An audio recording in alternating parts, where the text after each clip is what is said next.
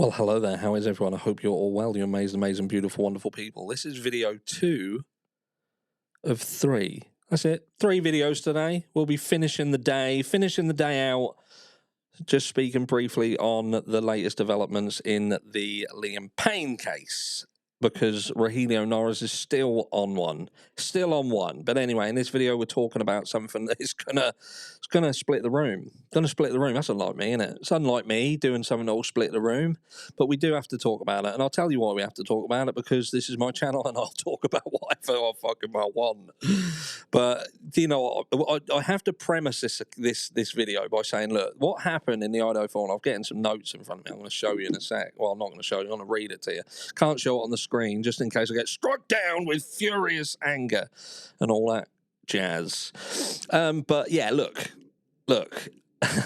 The Idaho 4 tragedy is a tragedy. It's horrendous, and I wouldn't wish this on anybody. It is literally the worst possible thing that you could ever imagine. And I would imagine that off the back end of something like a tragedy like this, when you lose a child, it may lead you to consider your current relationships with your existing children. So if you're estranged from a child, for instance, you would think, do you know what? I think it's time to make amends. Whatever has happened has happened.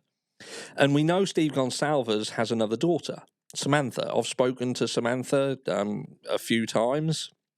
We've done stuff for her on this channel when she did Kaylee's Trees, which sadly was destroyed in a devastating fire. But Steve Goncalves and Samantha are estranged. And Steve Goncalves had stated that it was unforgivable. He couldn't forgive her. Whatever was going on there was a problem, and it simply couldn't be remedied. It couldn't be rectified, which is bizarre, considering that Steve Goncalves had made this statement, and that was he told Banfield that while he and Christy will forgive Koberger one day, he has to pay for what he's done. Basically saying, do you know what? Justice for this crime is when you fuck off the planet. You know, they are hell-bent, the pair of them, pardon me, the pair of them are hell-bent on executing Brian Koberger. Whatever they've seen, I don't know what they've seen, but they seem to have seen enough or concluded enough that Brian Koberger is the guy. Now, I covered this earlier. Earlier about the amount of stuff that's being put out about Brian Koberger, and it concerns me that even somebody like Steve Goncalves, Christy, I can understand a bit more. She's a mum, and she's, you know, gone through the fucking ringer. She's gone through the ringer, which my heart bleeds for that. So I understand to a degree that you may not be able to think clearly, you may not be able to take in what's being said. Perhaps you don't have the strength or the mental fortitude to just look at everything and make the right decision. I get it, but it is what it is. But there are things that have been said. Check this out, right? So please share. We are forever grateful for all your ideas, suggestions, and support. Hello, everyone. I've asked Christy to please share this on her page in response to the overwhelming number of emails to Idaho Strong asking how to help the Goncalves family when the trial begins. I've put together a list of places I've been in contact with that make it easy to purchase gift cards or for food or services. Each of these places have been incredibly generous in their response. So I would imagine that these places are offering the potential for discounted food, potentially free food. We've seen that the Goncalves family have been offered free accommodation, discounted accommodation, and countless people have come forward in support of them. As we all know, this trial is expected to last many weeks. During this time, the family and their close supporters will be displaced from their homes, their routines, like the jurors, and their normal lives. To help, I've reached out to locations where the Littles can spend quality time away from the overwhelming tragedy that will surround them. Hopefully, some time spent seeing their smiles and hearing their laughter will provide even a small escape from the heaviness of it all. So basically saying, we want to bring the little kids as well with us. So we're going to this trial, absolutely horrendous, but we're going to basically go as a complete family, including taking the little ones as well.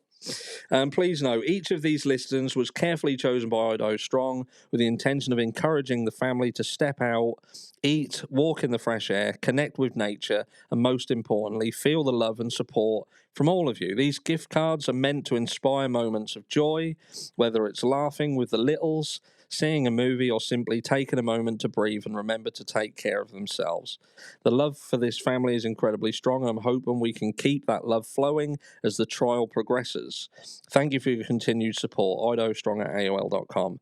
And then it's got all of these online gift cards where you can send them, and a list of places where you can obtain gift cards. So you can go out and buy gift cards for these businesses, and there's a list of probably 30 or there's a lot. There's a lot where you can obtain gift cards and then send them to them, emailing them.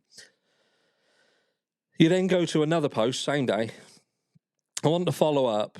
There are still some questions regarding support for the Goncalves family.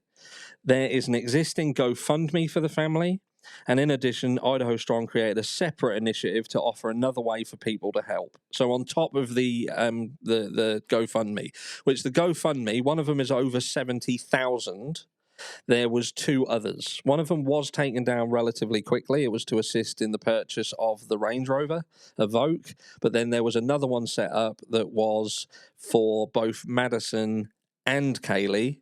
And that raised, again, approximately $70,000. So if you split that in half, another $35,000 there. So we're well over $100,000. And that is just on the GoFundMe. Okay. Many supporters have reached out asking how they can contribute outside of the GoFundMe, which is why this effort was launched. Some have expressed the belief that the GoFundMe should be enough to cover their family's expenses throughout this difficult trial. Unfortunately, that is not the case. Steve and Christy have already attended multiple hearings, despite being shut out of them, because they want the defendant to see that they are there every single time, standing for Kaylee. Every trip they take comes with expenses: flights, gas, rental cars, food, accommodations, verbos, hotels, and more. Beyond Steve and Christy, their other children also want the opportunity to attend the trial, and they should be able to do so without financial barriers. The Idaho Strong effort was created to ensure that every family member can make the decision to be there based on their desire, not on financial constraints. Steve and Christy deeply appreciate each and every one of you and are incredibly grateful for your continued support. They didn't write that, though. It was written on their behalf. And now, on top of that, they have monetized, that's it, monetized the actual Facebook page itself.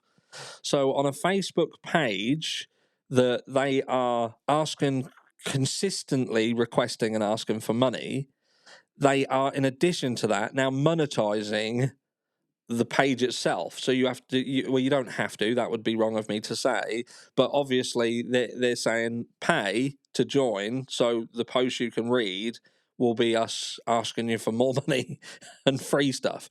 And look, I don't know how to feel about it, because again, I premised this video with this is a fucking horrible tragedy. But we're in a situation now where this is State versus Kohberger. That's the trial. It's State versus Kohberger.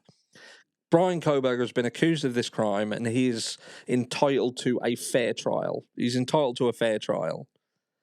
And this entire family, they want to take not only the parents, but the brothers, sisters, nieces, nephews, all of this lot as well, and go. But what they also want is for the general public to pay for everyone to go.